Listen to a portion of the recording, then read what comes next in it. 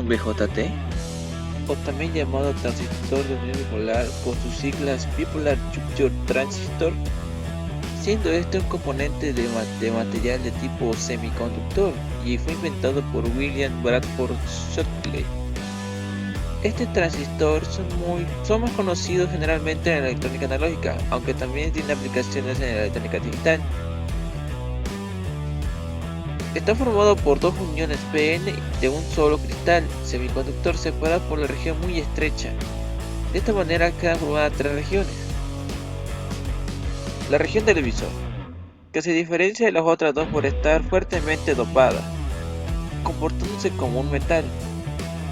Su nombre se debe a que este terminal funciona como emisor de los portadores de carga. Un ejemplo claro es como abrir la válvula de una llave de agua. La base es la parte del medio del transistor y es muy pequeña, estrecha más bien dicho, ya que se separa el emisor del colector. El colector. En esta zona se encarga de recoger o recolectar los portadores e inyectadores que han sido capaces de atravesar la base por la parte del emisor. Es la zona con un nivel de dopado inferior de las 3. ¿Qué es la polarización de un BJT? La polarización del transistor BJT se realiza mediante la tensión continua y consistente en preparar el transistor para realizar el trabajo de la región activa dentro de un circuito en el cual sea requerido utilizar. Se busca que a través del colector circule la cantidad de corriente IC y a su vez obtenga una tensión entre el colector y el emisor del voltaje colector-emisor, dada esa cantidad de corriente IC. A esto se le llama obtener el punto de operación y punto Q del transistor. Entre estas polarizaciones tenemos la polarización fija de BJT, la polarización por división de tensión y la polarización de la estabilidad del emisor, que es la que se está demostrando en esta ocasión.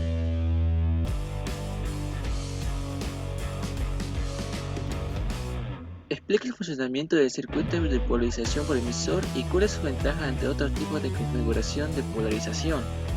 Esta polarización por la estabilidad del emisor presenta una mejor estabilidad que la polarización fija, pero no mejor que la polarización por divisor de voltaje y que la polarización por retroalimentación del colector. Además se puede utilizar en todas las configuraciones de transistores BJT como emisor común, como bases comunes y los colectores comunes. Las ecuaciones básicas para esta polarización son las siguientes. El funcionamiento de la polarización por el emisor se basa en que si se quiere amplificar una señal, se necesitan circuitos cuyos puntos Q sean inmunes a los cambios de ganancia de corriente. Esto interesa en que el punto Q sea lo más estable posible, de ahí el nombre de polarización por emisión, ya que esta se le agregará una resistencia en la parte del emisor, así estabilizando más el voltaje de salida, pero desfasando la señal 180 grados.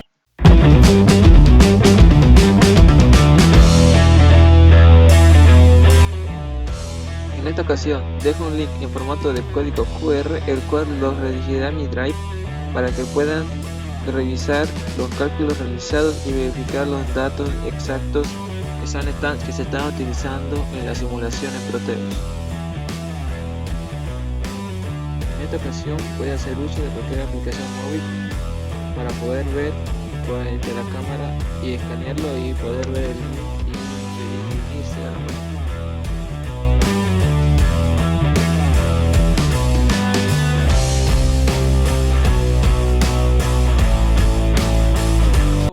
Aquí se presenta el estudiante Pacheco Ricalde Jimmy Bryan de la carrera de Mecatrónica de la Unidad Académica Santa Cruz del código S7800-X para dar por completado la simulación y ejecución del programa del circuito. Como verán en el anterior clip dejé un código QR el cual lo redirigirá para que vea cómo se han sacado todas estas resistencias. Utilizo un switch para dejar pasar el flujo de la corriente y cerrarlo. Aquí está la voltaje que concuerda con la resistencia, la intensidad, el voltaje colector emisor, la intensidad del colector, el voltaje del colector,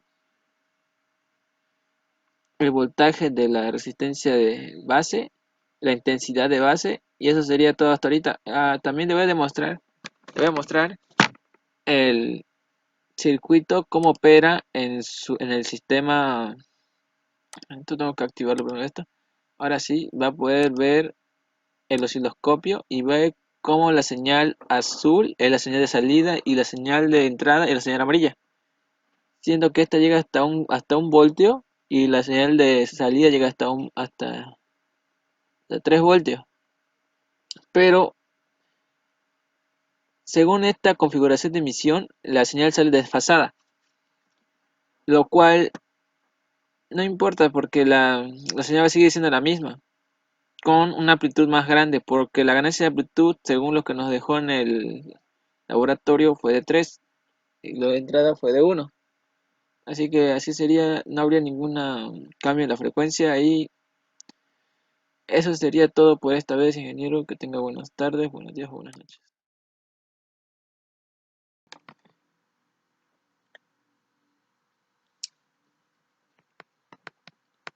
Son las 7.